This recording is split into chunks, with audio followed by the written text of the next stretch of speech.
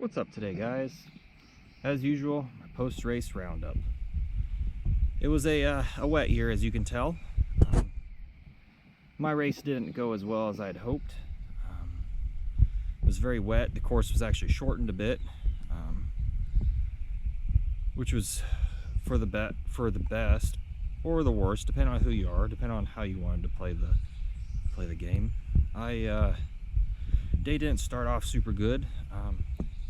If you saw on the practice laps, or the sight lap, everything was pretty muddy, so I went and power washed the bike when I got home.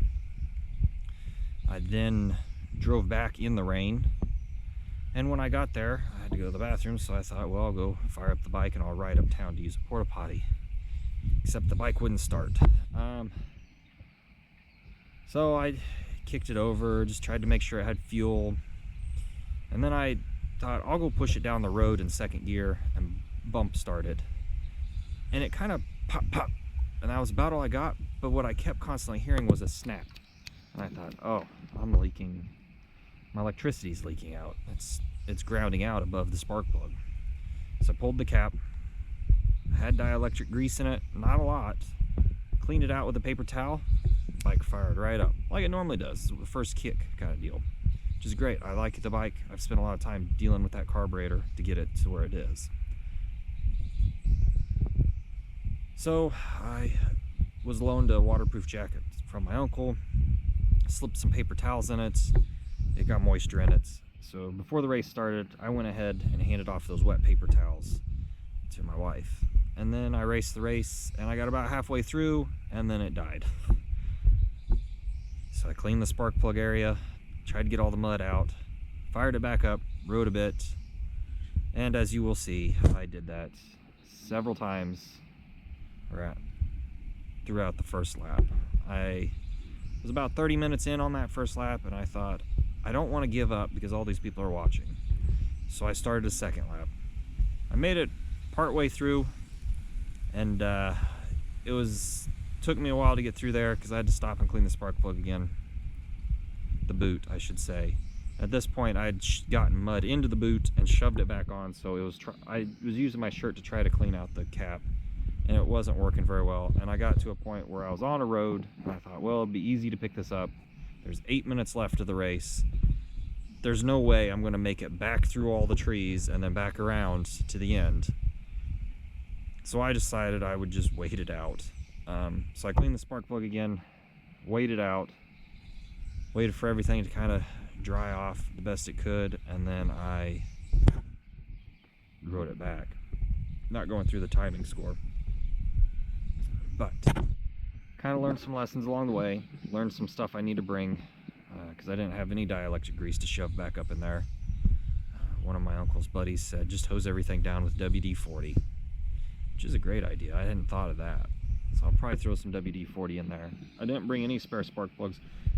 Didn't really bring any spare parts except for some oil line, which could double as fuel line if needed. If that line, that Tygon, got super hard and cracked on me.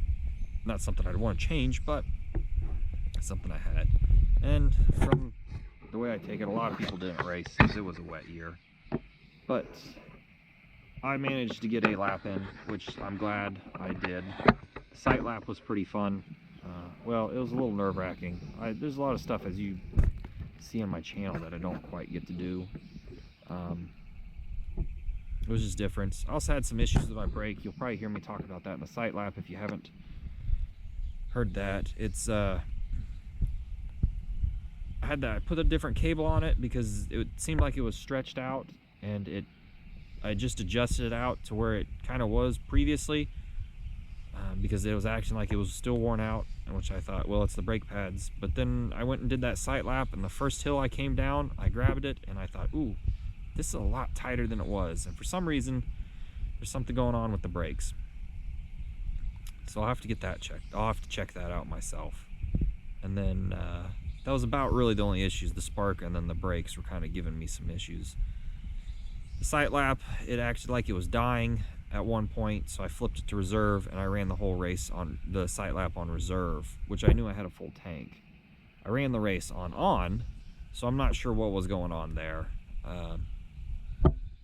It ran, we got through it. And then the worst part was the rest of the afternoon of me scootering around to watch the modern race. The bike ran fine. There was a couple little times where it ran a little funny, but the rest of the time it ran fine.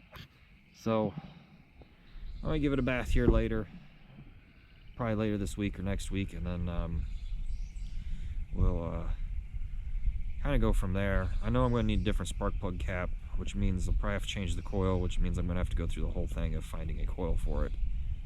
And I believe these are like the F7s, where it's a 3-wire going up. I haven't looked at it in a while, but who knows? I may not run this bike next year. I may run the other KD175.